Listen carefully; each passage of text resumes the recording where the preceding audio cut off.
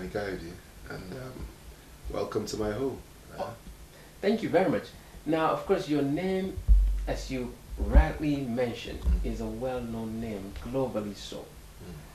Shall I ascribe you to be a politician or a businessman?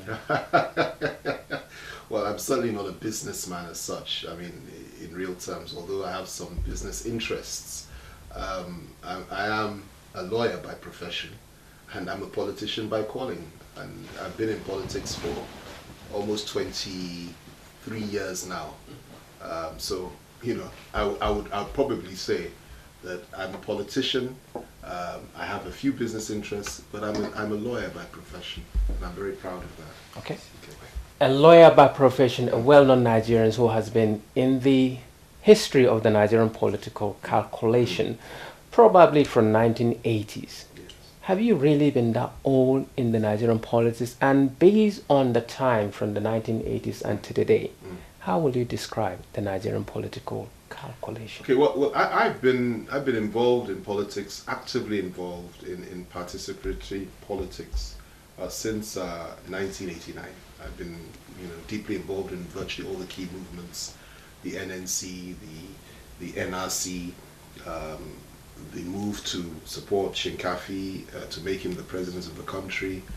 Then from there, the issues concerning Abiola and Nadeko, the fight against the military, and then after that, the coming in of Obasanjo, and I came back from exile in 2001, and of course joined Obasanjo's government in 2003, and I was involved throughout that time. And since we left government in 2007, I've continued to be involved. So I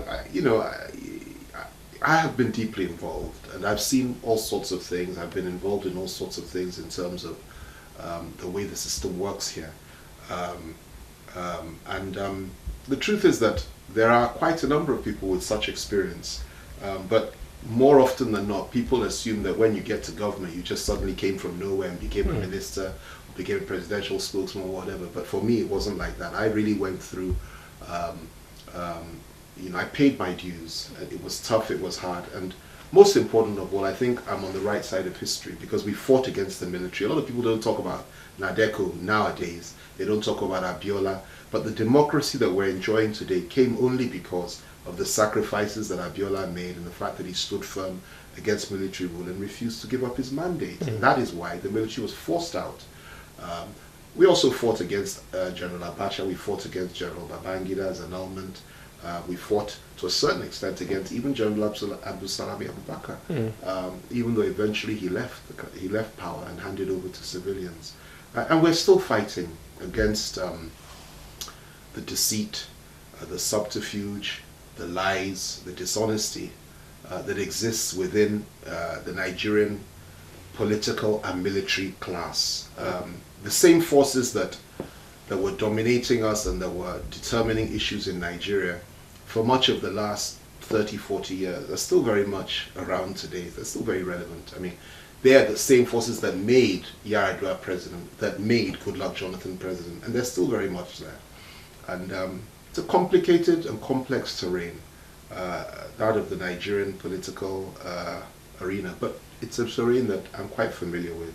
And I believe it's time for people to come out and start speaking the truth, exposing issues, and trying to bring sanity to the whole situation. So I'm not one of these politicians that will just say, look, my only interest is to aspire for power in order to now use the power to achieve whatever, in terms of personal aggrandizement, or, I'm very far from that. If I was that, I wouldn't be so, I wouldn't oppose governments, I wouldn't take on presidents, I wouldn't do or say some of the things I do and say, or I've been doing and saying for the past few years, and I was doing and saying before I came into government myself. I believe that we need to change Nigeria if we want Nigeria to survive and to be a better place. And therefore I've dedicated my whole life, and everything about me is about that struggle, and I'll continue to do so. Wonderful. You mentioned struggle, you mentioned Nadeko, you mentioned about the forces, the unknown forces that you guys fought during the time of Nadeko. Right now, the forces mean that they're still there. Well, if you look at, if you're aware of the facts and you look at the history of it, the first question you have to ask is that, What happened to Abiola when he was in detention? Why is it that all of a sudden he dropped dead? Who was behind it? How was it done? You know, it seems to me to be very convenient, very strange that Abacha died on the one hand, and then exactly almost to the day, 1 month later, Abiola too died under very mysterious circumstances. Who made the decision, assuming it was murder? To whose benefit? How was it done? Were the Americans involved? The Abdul Salami government? Do you think the Americans are involved? Do you think there are some Nigerians that are culpable towards the Ibn prison murder? I have no doubt whatsoever. And you know, we can talk about this now. For a number of years, this was a taboo subject. Nobody wanted to talk about it. But I believe it's time for us to begin to talk about these issues and begin to try to get to the bottom of it. You know, I have no doubt whatsoever that there was an element of American involvement.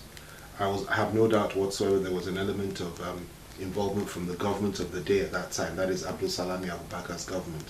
I have, you know, no doubt whatsoever that probably the same forces were responsible for the death of Abacha as well. I have no doubt whatsoever that those very same forces were very comfortable with President General Obasanjo, as he then was, coming out of jail to become the president of the Federal Republic of Nigeria. As a matter of fact, I believe they made that decision, that choice at that time, that this is the man that they felt they could hand the country over to. You know, had it not been for that, the country would have split up. Abacha wanted to continue in office.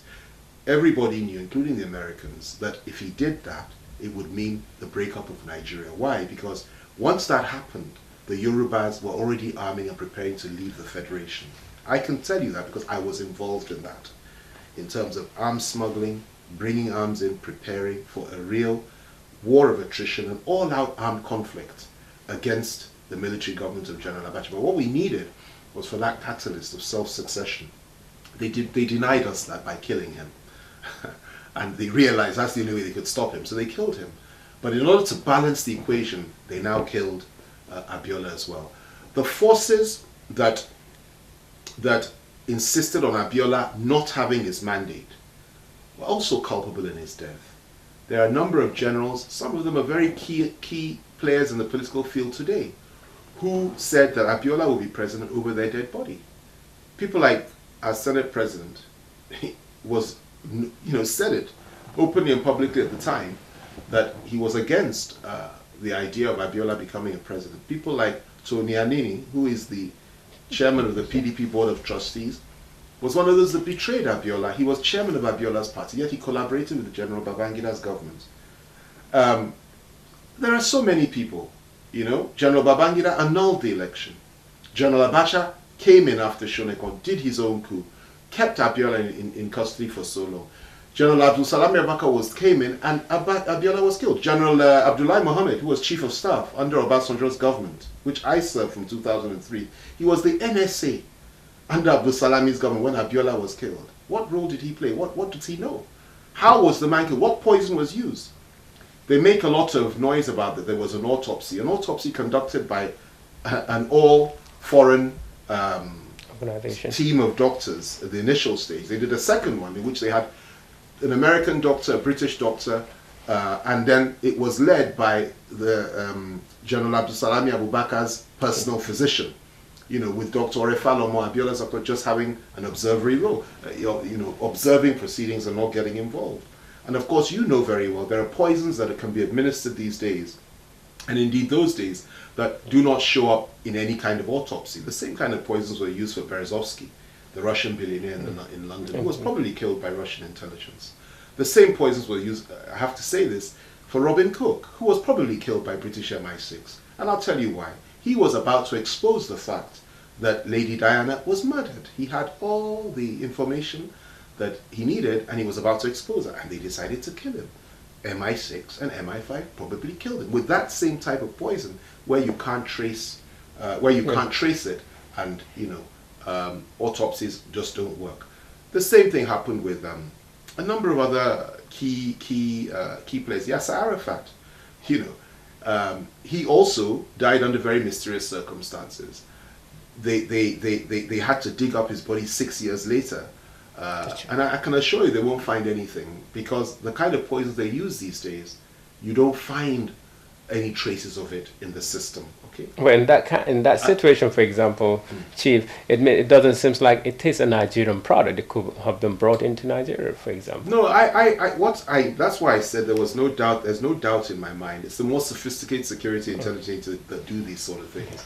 That there was collaboration. Even the Indian ladies that were with General Abacha when he died, and the young Igbo girl that was there, who sent them? Who were they really working for? What was inside the apples and the tea that he took as well? No autopsy was done for Abacha, but I can assure you if an autopsy was done, likely they would have found nothing, simply because the type of things these guys use. So these are the questions that need to be answered. Now, you may be against Abacha, you may be against Abiola. As far as I'm concerned, that's not the issue. The issue is that, these are human beings and nobody deserves to be killed. Nobody deserves to be murdered. Nobody deserves to go that way. I do not subscribe to the view that, oh, good thing, one died, the other two was taken out, let's not talk about it anymore. I think that's a very self-serving and despicable attitude. And it doesn't happen anywhere except for places like Nigeria. If this was the UK or anywhere else, the set of circumstances that unfolded would attract a lot of public interest when it came to the issue of Abiola. And certainly there would have, successive governments would have certainly probed the issue to get to the bottom of it. Why was it that the person that was watching over Abiola, Zadok, according to his testimony they put up, was sent back just before the meeting took place and sent on an errand by General Salami Abubakar's, the head of state's chief security officer? It seems to me to be very convenient. The 1 hour in which he was killed was the only 1 hour in the whole of 4 years that he wasn't under the protection, supervision, and custody, literally, of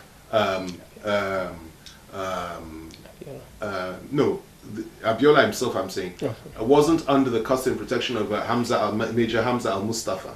That is Abacha's chief security officer. He was responsible for Abiola's security. He was still watching over Abiola after Abacha was killed. They came and took him from the house where he was staying without Hamza Mustafa's knowledge. They ensured none of the bodyguards and food tasters that usually go in there with him were with him on that occasion. Only Zadok. And when Zadok got to where they were, Abiola didn't know he was going for any meeting. He was actually preparing to be released. He thought they were about to release him. But when they got to the venue of the meeting with the Americans, they told Zadok to go back. Zadok was the only person that he knew who had been with him for 4 years, who was still friendly to him and looking after him and protecting him. They sent Zadok away. In that 1 hour, Abiola was all alone. He was surrounded by spooks, enemies that were smiling, and they convinced him to drink some tea. And when he took the tea, and when I say they, the Americans, Susan Rice, Ambassador Pickering, and 2 other faceless American embassy officials, and of course the Nigerian security team, led by the chief security officer of the head of state, was the one that ushered him into the meeting. Initially he said he didn't want to have any tea. He wasn't interested. Then Susan Rice now persuaded him, so very nice tea, just why don't you have some? She poured the tea for him, he drank the tea, and he started coughing violently. And 1 hour later this man was dead. I mean, he was rolling all over the floor. Ambassador Pickering now went and tried to give him mouth-to-mouth resuscitation, but of course by that time the poison had kicked in. Zadok came back from his errand of going to bring another car. That's what they told him to do. And by the time Zadok got back, he was livid. But what happened? This man was in perfect condition. We've been checking. What happened? What did you do? He tried to revive him, but by that time, Abiola, they took him to Aso Clinic, just around the corner from here. And Abiola died. And that's the story. Before that happened, he had smuggled a letter out to the world that Kofi Annan, the UN Secretary General, and Chief Emeka Nyaku, who is somebody I have tremendous respect for, the former Secretary General of the Commonwealth, had come to see him and asked him to give up his mandate. And that he had told them clearly and categorically that he would not do so. That provides a motive there and then. Now, why is it that Kofi Annan left the meeting and gave a press conference and told the world a lie? That, and indeed he wrote it in his book, that Abiola had agreed to step down. Why the lie? Abiola had to write those notes and smuggle them out to refute the lie of Kofi Annan. He never, if he had relinquished his mandate, he would probably still be alive today. if he had, but he refused to do so. He was a real man. He had the courage of his convictions, and he refused to do so. And I have no doubt that's probably why he was killed, because the military didn't want him, and those that supported Abacha and Babangida and the Nigerian military did, swore that he would never be president of the country. And if they had to take Abacha out, it means that they also have to take him out to balance the equation. General Bamai is another person that needs to explain himself. I mean, they're all still alive, and I'd be delighted. I'd be glad to have a public debate, one-on-one, live TV, as long as it's live, so that there's no question of cutting things out with any of these people. Again, my leader, my Oga, somebody that I have tremendous respect for, and I would never ever attack him publicly or have anything that is not good to say about him, because he's been quite a factor in my life. He's President Olusegun Obasanjo, and I served his government. And but the issue that has to be raised concerning him is that, how did he feel he could have become president if Abiola had lived?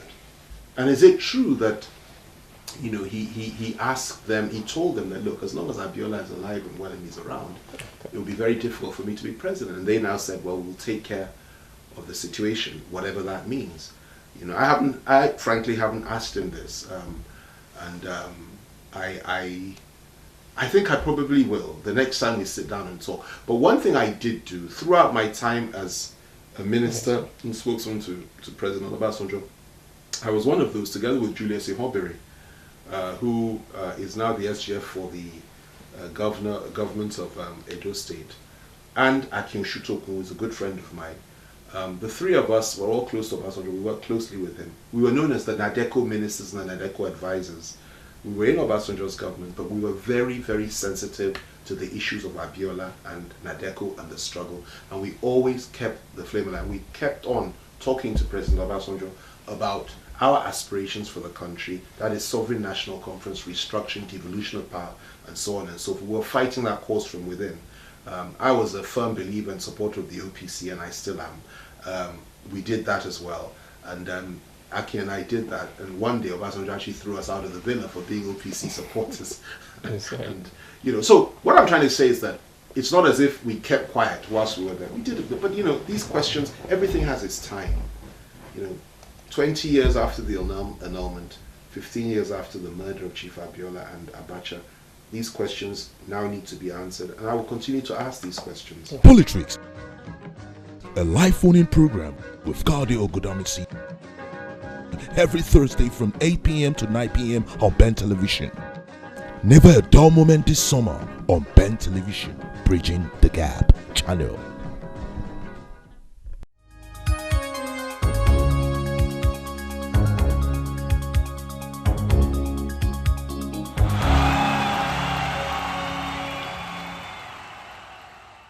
Nigeria, good people, great nation, almost 167 million of us.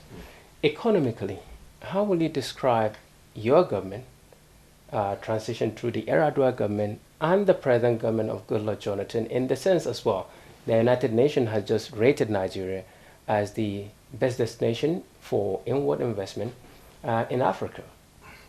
Well, let me just tell you this. It's all very well to say that Nigeria is the best destination for inward investment, but when you look at the facts and the figures, it's really a very, very dim place to come and invest, first of all. And, I'm a proud Nigerian, and I would want people to invest in my country. I'm not, when you talk about the country, it's one thing. Talk about the government is another. And I would welcome any foreign company or foreigners or even indigenous people to invest in our country, because I believe that's the way forward. So it's a wonderful thing. And I thank the United Nations for saying such wonderful things about us, despite the fact that, the truth of the matter is that if you look at the facts and the figures and you look at the situation in Nigeria, it's a very unattractive place for any sensible person to come and invest right now. Look, let's look at it. First of all, in the last 2 years, 6,500 people have been slaughtered by Boko Haram. Okay, that's not a very attractive thing for foreign investment. For the last 2 years, over 2 years, the northern part of Nigeria is a place that has been very difficult for anybody to come and invest or do any real business in, because the place is on fire. Julius Berger doesn't operate here anymore in the north. as a consequence of the fact that so many expatriate workers in this part of the country have been picked up and killed either by one Islamist sect or the other. Islamic fundamentalism is on the rise in northern Nigeria. The northeastern part of Nigeria, a number of the states there are now facing a state of emergency. Okay, now how can anybody say things are okay in that climate? Let's look at the economy.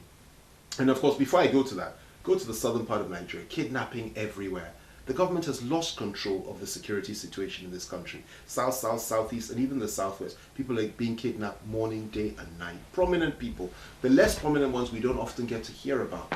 The more prominent ones we get to hear about all the time. And that is unfortunate. That's not exactly good for attracting investment into the country. You look at the economic situation. You spoke about when we were in government. Look, the facts and the figures are very simple and clear. When we came into government, when Obasanjo came into government in 1999, let me go back a bit, even before then, when Abdul Salam Abubakar became president, head of state of Nigeria in 1998, $6.5 billion was in our foreign reserves. That's what Abacha left.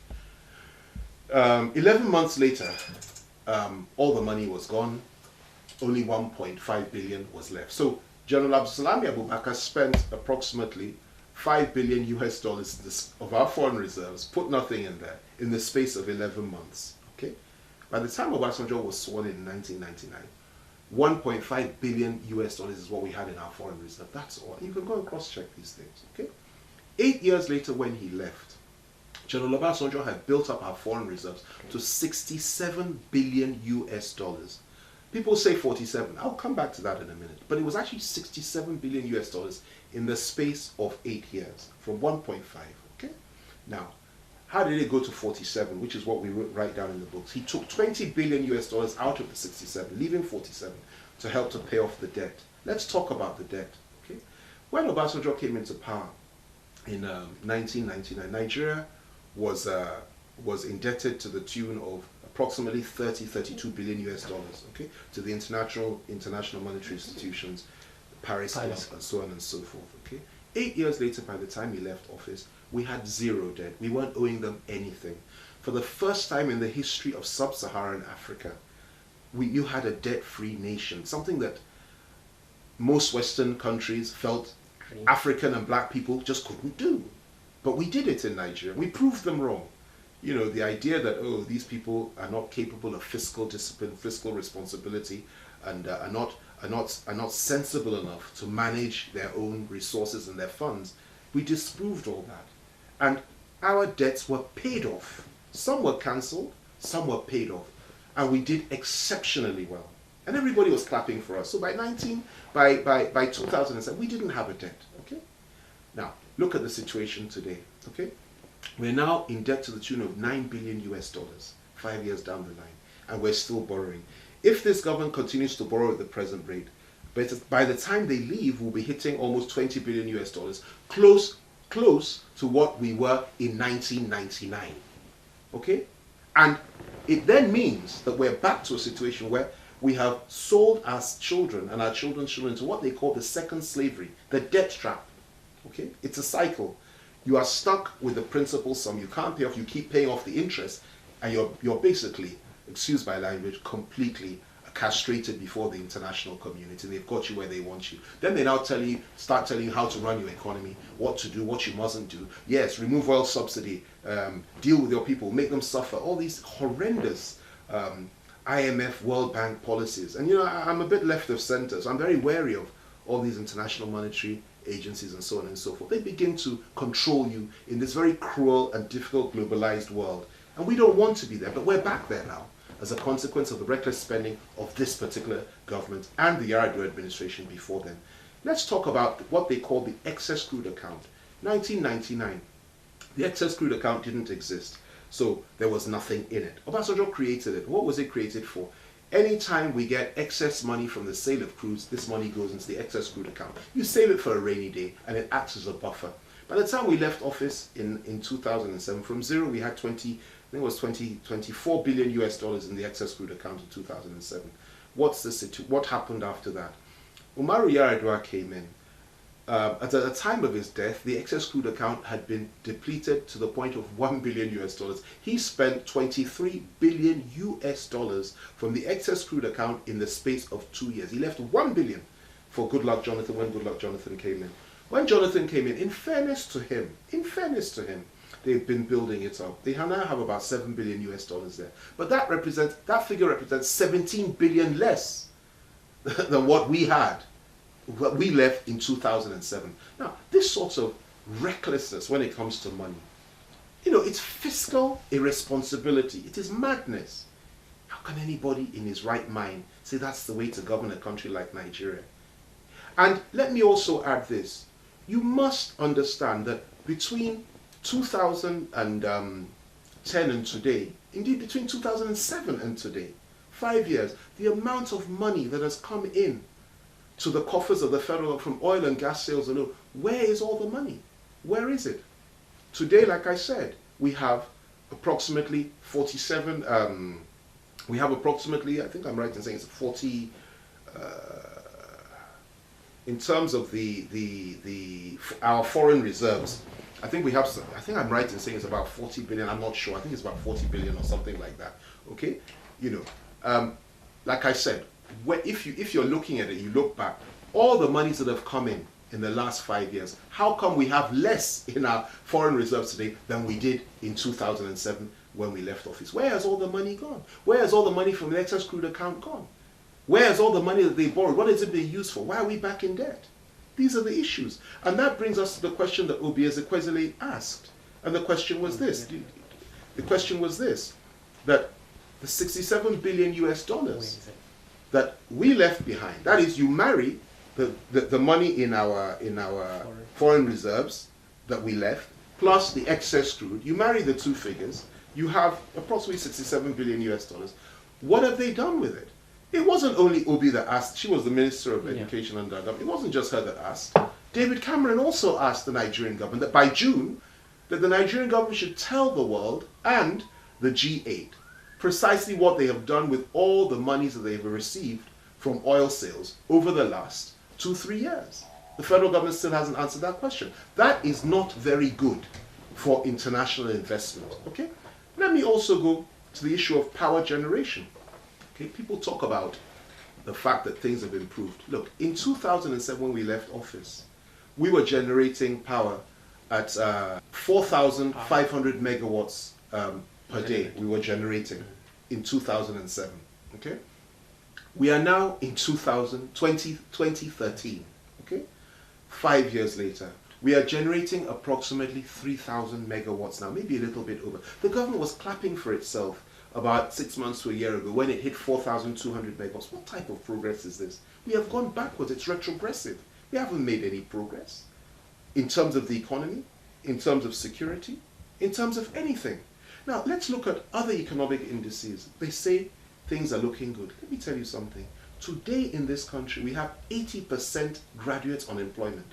That is to say, out of every 100 graduates in this country today, 80 don't have a job. Out of every 1,000, 800 don't have a job. And we're churning our graduates every day. They don't have jobs. They're sitting at home. Is that not the reason why the government introduced you win in order to recruit people who are...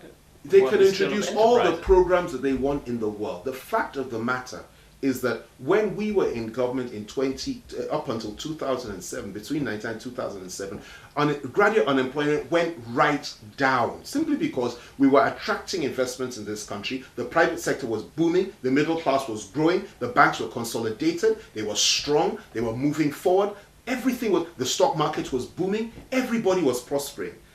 People were buying cars at record rates. It was a completely different country at the time. Today, there are no opportunities. There are no jobs. There is nothing these people have to look forward to. And that's the brutal truth. Except maybe, they vent their frustrations on the social networks and so on and so forth. And they speak their minds out. And that's a positive thing. Thank God for Facebook, Twitter, and things like that. And as a leader, I interact with people there. And they're very angry. They don't like anybody that was or is a leader. Even those of us that try to interact with them, they don't like us. And you can't blame them. Because they look at their own situation. The other day, somebody wanted a job at the CBN. One job, 3,000 applicants for that one job. 80% graduate unemployment. That's a world record. That is a world record. Again, you look at the issue of those living below the poverty line. We're at 70%, according to the United Nations, of Nigerians living below the poverty line. Again, you look at the issue of those that the UN have described, as UNDP has described as being hungry in Nigeria. Again, 70% of the Nigerian people are hungry. These are very frightening statistics. There was one that came out recently, I think just yesterday. The UN said, or the UNESCO, was it UNESCO or? Yeah, well, there are two. The first one is the United Nations said that, UNDP, I believe, said that, I'm sorry, it's the health agency, about AIDS. They said that, UN Health Agency, they said that Nigeria has more children that are infected with HIV than any other country in the world. What type of world record is this? Is that not frightful? That our youth, our children, are being infected with HIV, so we are sick? We are suffering. Our graduates can't get jobs. People are suffering. People don't have anything to look forward to. We are preparing the ground for a terrible revolution in this country if we're not careful. Another statistic. One of the UN agencies came out with some figures 2 days ago that those that cannot go to there aren't enough classrooms in Nigeria, and that 10.5 million Nigerian children do not have access to classrooms. It's another world record. The country that came second was Pakistan with 5.5. Third was India with 1.6. Fourth was Philippines with 1.5, and there was one country with 1.3 or something. But Nigeria had 10.5 million of our children under this government are sitting below trees, are sitting in the fields, taking lessons. They can't build classrooms. Where is all the money? What have they done with the money? Look at what they've done in some of, going back to security. Our pipelines and things are being policed, and security is being provided by people that are, were former Niger Delta militants who rightly, I must be frank with you, really belong in jail because they've slaughtered Nigerians in the past. They have killed people in the past. And you have handed over the security for our pipelines to such people. When you speak to me, I speak from the heart, and I don't fear because I'm a believer in God. I fear no man, only God. These things have to be spoken. And I leave, in terms of security, I leave that to God. So I will always speak my mind. It's not recklessness, it's not stupidity. I know exactly the implications of what I'm saying. But because I'm a believer, I don't fear. How do you put, it's like the British government putting the House of Commons or putting all the airports in the United Kingdom under the watch of the Irish Republican Army after peace had been, after the peace accord had been signed. That's what they've done here. You don't do that. But good luck, Jonathan has done that because it suits his purpose. Because he feels that at the end of the day, when he loses the election in 2015, and he will lose by God's grace, he will have his own army to fall back on in the agenda to break up our beloved country, Nigeria. Anyway, so when anybody tells you that things are looking good, they can save that for their midterm dinner parties where they clap for themselves like they did in Stalinist Russia. Like they did in Russia under the Tsar the night before the revolution came and they were all swept away. They can clap for themselves in the same way as they did, before Cromwell came and flushed out the whole, British royal family and killed the king. They can clap for themselves. These things happen all the time where governments that have lost touch with reality, that are deluded, start believing their own propaganda. Same with Hitler. Clap for himself.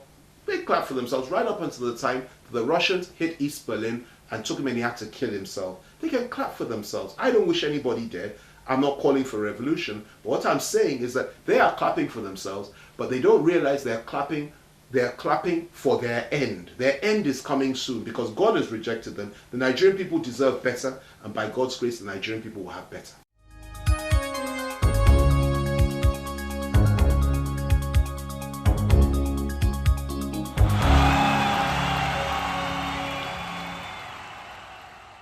Politics, a live phone-in program with Kade Ogudamisi.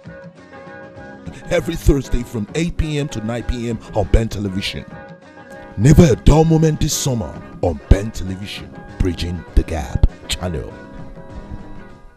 A conversation about 2015 that this large party, the African's #1 largest party in Africa, the PDP, will be removed out of office. that used to be your party. In fact, until lately. Yeah, sure. Why did you just suddenly realize that your party has got the wrong policy for Nigeria? It's a good question. I joined the People's Democratic Party in 2003, and really it wasn't the party I joined, it's Obasanjo I joined. I was very radical before then. Like I said, I've always been left of center, but I believed in Obasanjo as a person. So it was Obasanjo I did really, not the PDP. And whilst I was in the PDP government, within every government, you have various factions, various ideologies. You know, Obasanjo and others will testify to the fact that people like myself, El Rufai, Ribadu, Oshutokun, Ubasani, and a few others were really quite radical in our approach to national issues. And most of the people within that government and within the party really didn't like us, okay, because we were radicals and we were left of center, okay? Now, when we left government, another president took power on the PDP platform. We opposed that president, Umaru Yar'Adua. We didn't feel he was good enough. We really wanted El Rufai to be president at the time. And of course, we paid a terrible price for that because we suffered persecution, because we opposed Umaru's nomination. And we told Obasanjo that we didn't support him. Now, yes, I was part of that party. But if you also look at my record, and I challenge you to do this, since 2007, I don't think there's been any other former government minister under the PDP party that has challenged government policy and criticized PDP presidents since 2007, once we left office, as consistently and as vigorously and virulently as I have, with the possible exception of Nasiru El Rufai, who has been very consistent in his own views. But I've also been very consistent. And my view is that you don't play politics as if you're in a cult. If you are in a party and you're not comfortable with what that party is doing, you criticize from within, as is the case in the United Kingdom, as is the case in America, as is the case in any other civilized country. We can be in the same political party. We don't have to agree with the Prime Minister. We don't have to agree with the President. You speak your mind as a leader. You say, listen, if you don't get this right, it'll affect the fortunes of the party, it'll affect the fortunes of the nation, and I will oppose you and I'll criticize you and I'll tell you what I think. Look at what happened in Australia recently. Wonderful thing. Kevin Rudd was removed a few years back by a lady within the same party. She ousted him and got rid of him. He came back, made a big mistake, kept her enemy within the cabinet, gave him a key position. If she had read Machiavelli properly and read the discourse, she would never have done that. She would have completely got him out. He gained strength. When the time was right, he came back, pushed her out, and he's got the Sheila out, as the Australians call women, Sheila. Got the Sheila out, and he's back in power now. That is politics for you. It's alive. People stand up and oppose bad governance, tyranny, incompetence, and stupidity from within and from without. Is that not because Fani Kayode is under investigation for being the former Minister of Aviation? And which investigation? He's not under investigation. He's being prosecuted. Investigation has passed long ago. They prosecuted me since 2007. They found nothing. They dropped the first set of charges. They've been prosecuting me since then. They found nothing. There's no allegation I stole. There's no allegation money is missing. There's no allegation of anything. And it has nothing to do with the Aviation Intervention Fund or whatever. I was vindicated on all these things. And we've had 4 judges in the last 4 years. Okay? Anytime we're about to end the case and when they change the judge. So what are you talking about? Do you know what is known as political persecution? And the whole idea is this. I had many offers. Oh, keep quiet. Be nice. We'll make this thing go away. I said, you must be joking. We must pursue it to its logical conclusion. And we're almost there. So I am not, if I wasn't being prosecuted or investigated when I opposed Babangida, when I opposed Abacha, when I opposed Obasanjo, you understand me? And you put the same argument to El Rufai. Is it because El Rufai is being prosecuted that he's also opposing the government? Is it because Ribadu opposed the government and left for America, they threatened to prosecute him as well? What type of rubbish blackmail is that? And in any case, whatever it is, I am, under the law, entitled to express my views, and I am innocent until proven guilty. If there's guilt, let them prove it. If there's evidence of it, let them. For me, that is a joke. And if I was worried about that, I would be a nice boy. And I'd go to the villa and beg them every day, please help me. You are wonderful, Mr. Goodluck. Bow before him and say, please forgive me and please help me, as so many others have done. And I probably wouldn't have a problem today. But no, I won't do that. I look into the storm, and I've been looking into the eye of the storm, and I've risen above it. And I said, it's nothing to me. They can do anything they like. I'll continue to oppose, I'll continue to speak, and I'll continue to fight for a better Nigeria, which is what I think the Nigerian people and the Nigerian nation deserve. If you want to have, if you want the government to take it easy with you, you don't do it the way I've been doing it. You do the opposite thing. You talk, you say nice things, and you tell lies, like so many Nigerian leaders are prone to do. But not me, because there's a lion in me. You understand me? I will never do that. Okay, so that's the situation. Right, so 2015 politically, you mentioned, for example, the inspiration of many other Nigerians suffering and some Nigerians succeeding in life. How do you see the picture if you have to gaze towards 2015? If the president, if the PDP party continues look, let me just go back a minute. We were talking about the PDP. You are talking about persecution, crimes, and allegations. Yeah. You have a PDP national chairman that said that Boko Haram, Alhaji Bamanga Tuku, who is somebody I respect immensely, he was a friend of my father's, who said 6 months ago that Boko Haram were freedom fighters. They were fighting for justice. That is their party. You don't think that is criminality? You have a PDP Board of Trustees chairman that recently advocated the idea that when you go to party primaries for presidential and governorship and senatorial candidates, there should be no elections. That only happened in Stalinist Russia, communist rule in Russia, fascist Hitlerite Germany, okay, and in communist China. It doesn't happen anywhere else. Okay, that's what this party of non-criminals and this party of angels called the PDP is trying to introduce into our country today. Okay, you look at what has been happening in the oil sector. Go and read the Ribadu report. You want to talk about corruption? Read the Ribadu report on the oil sector. Go and look at what he's saying about the amount of money stolen. There has been more corruption under this government than any other government in the history of Nigeria. That is a fact. And that's something Nigerian people have to live with. They are incompetent, they are corrupt, they are irresponsible. They have turned our country into an abattoir where blood is flowing every day. Nigerians are being slaughtered by Boko Haram or Ansar or whatever the other one is that killed those foreigners, and so on and so forth. It is just ungodly what's going on. They are the criminals. And you know something? By the time this is all over and they are no longer in power, we will ensure that we look back into all these things. And then by that time, we will really know who is who and what is what. So they should continue with anything they want to do.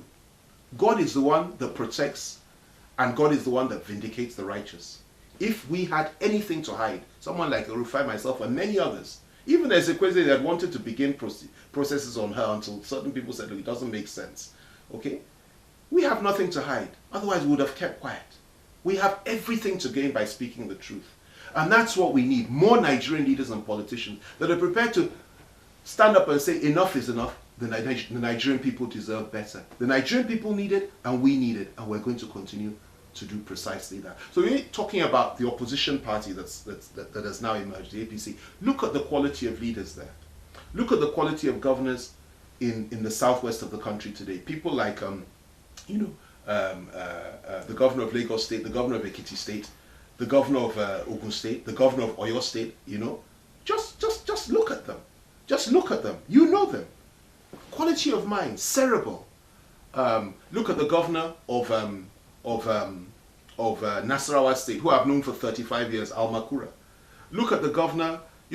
What I'm trying to say is that the quality of minds within the opposition is far more cerebral than the quality of minds within the PDP. Look at the national executive, the new national executive of the APC. The interim. Yeah, fine, interim. The one they have today in PDP is also interim, okay? Compare the two. People like Ni Adebayo, people like Sharon Ikiazo, people like Nasir El-Rufai, people like Bisi Akode, Lai Mohammed. I mean, where do you get? These are first-class materials, okay? And there aren't many of them in this country. And I'm so happy that finally, you're getting a coalition, particularly between the North and the Southwest, which is really what you need to take on those that believe that their very small nationality should be ruling Nigeria in perpetuity and so on and so forth. And I believe strongly that if the alliance will hold. And if we have the right candidate for 2015, this government will be flushed down the toilet. We'll have a new president, and Nigeria will have hope again. If it doesn't, and if President Goodluck Jonathan continues, like I've said before, two things will happen. First of all, Nigeria will become worse than Zaire within a year or two in terms of being a failed state, in terms of corruption, and in terms of insecurity, and it will be irretrievable. We will not be able to fix it anymore after that. It will be that bad. And secondly, Jonathan will eventually divide Nigeria. Okay, look at what happened in the Nigerian Governors Forum election. Somebody got 19, somebody got 15 or 16. Okay, and yet the person that got 16 till today is still saying he won the election. And when he was denied the right to have it and become announced as the chairman, acknowledged and accepted by everybody, they now decided to split the forum. If Goodluck Jonathan, when he loses in 2015, is that the same way they'll decide to try and split Nigeria? It won't happen. They may try, but we won't allow it to happen. We forced others to stay in before, during the Nigerian Civil War, where 2 million people died. And if need be, we will force others to stay in again. And nobody's going anywhere with any oil. The oil belongs to all of us. You understand me? The North, the South. It doesn't belong to the South alone or to the Niger Deltans alone. It belongs to all of us. And we'll be together in this country. We will not abuse the blood that was shed, or spit or piss, excuse my language, on the blood that was shed. 2 million Nigerians died in the Civil War to keep us together. That has married us together forever. Nobody's going anywhere. We'll fix this nation together, and Nigeria will be great again. Nigeria will be great again. In terms of speaking to Mr. Kayode, Fani Kayode, who is a politician, an entrepreneur. Now, we heard as well that you're kind of into sport. Well, I'm a polo man, a polo player. And no, I haven't played for a while. You're into karate? Yes. How did you know that? You've done your research. So, is that why some of the politicians refuse to come too close to you in case you do some... No, I'm a very warm, friendly person. I have many... No, I have many friends within the political class that are perfectly safe and comfortable with me. Both male and female, I assure you. I'm a really, I'm approachable. I'm somebody, I interact with people. I'm on Facebook. I'm on Twitter. How many Nigerian leaders and politicians do that? And I've learned so much from the social media. I didn't know how much hatred, honestly. Middle class Nigerians, because those kids on Twitter and they're middle class. Some of them feel that we don't have anything. The fact that you're an FB or you can afford to have it it means you're a middle class person, okay? And you have so much to offer. And I enjoy interacting with them, even when they abuse me, because you see, it taught me a lesson that, look, all is not well, And they don't make a distinction between the good politicians and goodies and bad ones. And that's the most frightful thing. They just don't care, because their lives have been so badly affected. And it has driven me even more to say, listen, we've got to make things right for these people and for their future. I have 5 daughters. Most of them are not even thinking of settling in Nigeria. Well, I can say the oldest one anyway, and probably the youngest. I can't speak for the other 3, but those 2 are not interested in living, simply because they feel that, look, what on earth does Nigeria have to offer them? And they're international people now, And I'm probably the only Kayode in our family that's still living in Nigeria. Virtually all my siblings have gone. Most of my children are out most of the time. My wife doesn't live here. She doesn't come from Nigeria anyway. Because the sort of things that are going on in our country are very depressing indeed. But we can still fix it. I'm a believer in Nigeria. I love the Nigerian people. I believe with the right type of leadership, the right type of education, the right type of enlightenment, and an honest leadership that will tell them the truth about their own history. Most Nigerians don't even know their own history, how we came about, who we are. They don't have any idea. They don't teach history in Nigerian schools. It's the only African country that suffers. In fact, I believe it's probably the only country in the world that suffers from that particular affliction, that they don't teach history in schools. Have you ever heard of it before? Your own history. So people have all kinds of funny ideas about who we are. This is not the way to run a country. We need good leaders, serious leaders, and by God's grace, we'll get there. By God's grace, Nigeria will get there come 2015 or whenever. Now, what message do you have for the Nigerian community in the diaspora in terms of looking forward or to the better Nigeria? Yeah. They have a wealth of experience and knowledge that most of those that have not had the privilege of living abroad and working abroad have. They have an advantage. And what I would advise them to do, and what I want them to do, is not to forget Nigeria, not to write our country off, not to say it's a banana republic, the country. It can change. Nigeria has more medical, I believe I'm right saying, more medical practitioners, good ones in the United States than probably any other African country, highly rated. Lawyers, academicians, artists, poets, writers, you know, everything Nigerians are good at. They excel wherever they go, but they should not forget home. They should also remember they have a lot to invest in our country. They should come home, interact, help and support their people here, and most importantly, get interested in the leadership struggle in Nigeria. You can't sit in London and complain about your country if you have never volunteered to even come home and say run for the House of Reps, run for the Senate, run for president. Why not? Why on earth not? If a man by the name of Goodluck Jonathan can be sitting somewhere and somebody just decides that, listen, I'm going to make you deputy governor because I just happen to like you and the way you wear your hat. Without any experience, he becomes deputy governor. Then circumstances unfold and the governor is removed and he suddenly finds himself as governor. Then circumstances unfold, he's sitting in his office and he's summoned by a small group. They say, you'll be the vice president. He becomes vice president. Then suddenly somebody says, well, the president has died, you become president. For goodness sake. There's an well, let me not go that far. I was going to talk about a film called Being There, which it's an old film with Peter Sellers. Let me not say that. It's exceptionally it's unacceptable. I won't compare our president to the character in Being There. But the point is that if he can rise up, having gone to school without wearing shoes by his own admission, there are millions and millions of Nigerians all over the world in the diaspora that wore shoes to school, good shoes too, good quality shoes, that speak the Queen's English, that understand, have read virtually every key book that there is to read, that are excelling in the land of the white man and so on and so forth, and doing so well. For goodness sake, we need them back here to come into politics and to come and teach those in politics to speak good English, to understand the world. We had a President Umaru Yar'Adua, who had never traveled to the West before he became president.